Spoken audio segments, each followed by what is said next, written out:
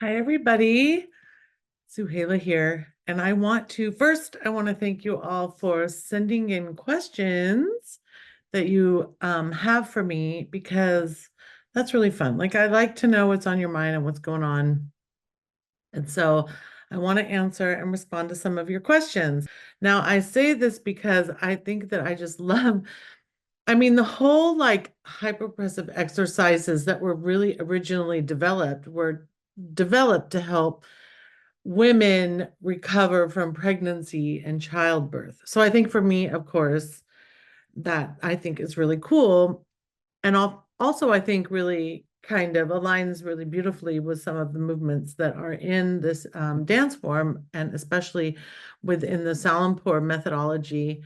And I think that since then, of course, they've been adapted for, fitness and physical therapy, and there's all kinds of like wonderful like research and I would say progress because a lot of these exercises can really help overall with like your core stability and enhancing your posture and your breath work, like enhancing breath work, and also just like reducing stress and improving overall wellness.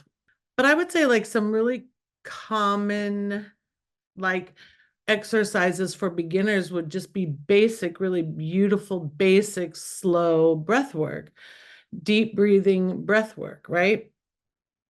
I'll do these exercises sometimes at the end of the level one classes because I think it's great to just really center.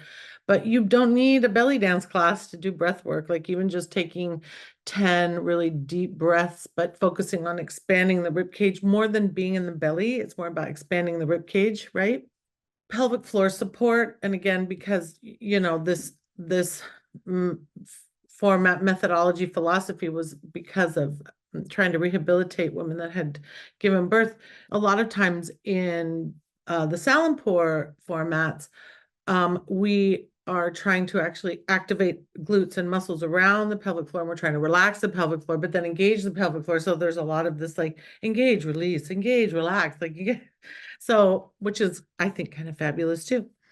And then also abdominal work is really important. And just, again, our level one classes, I'm telling you, if you just even do the warm up and even break the warm up. So if you take the level one warm up and you say, okay, I'm going to do it. And because it's about anywhere from 30 to 40 minutes, do them in little 10-minute chunks.